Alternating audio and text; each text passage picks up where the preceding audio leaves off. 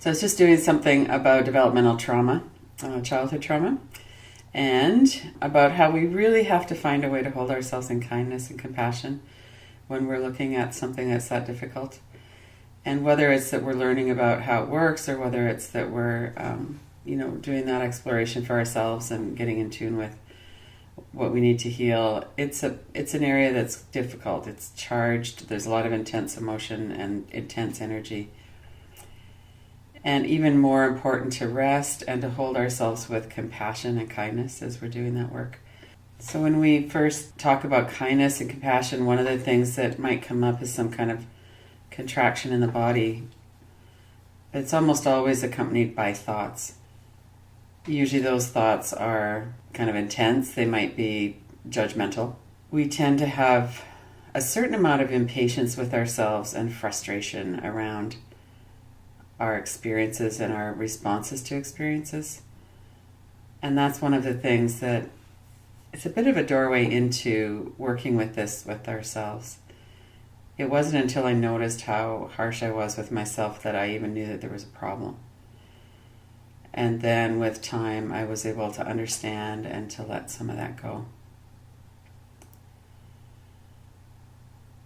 So this short practice, observing how it is that we're holding ourselves, if we're able to find a place of kindness and gentleness as we rest, that would be very helpful if we could do that. And we always start by noticing what is. Notice the experience that you're having right now, and also notice the environment energetically. And by energetically meaning, what's the overall feel of your container right now, of your body and your breath, your thoughts. Sometimes we have an overall feel of being quite charged up, and other times it's a lot calmer. And all of that is pretty dependent on what was going on just before we started, and kind of on a larger basis, the momentum of our experiences through our lives. One thing that is so helpful to honor and recognize that we're human beings and we're affected by our lives. And that's so simple, it makes such sense, and yet it seems to me that part of our problem is that we don't really recognize that.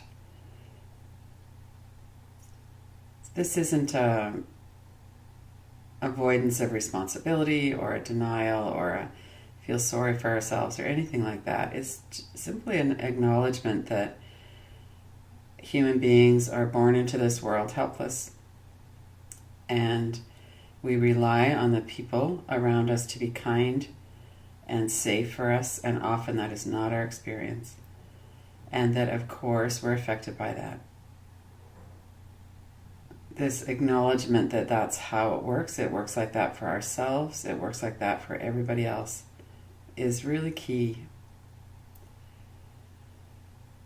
That's part of what enabled me to let go of shaming myself, and to even have the possibility of kindness enter.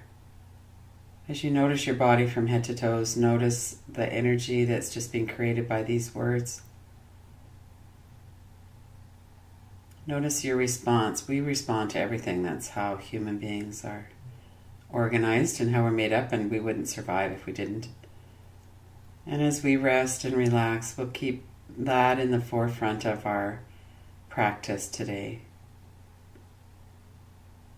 Human beings, including myself, respond to our environments, and that's okay.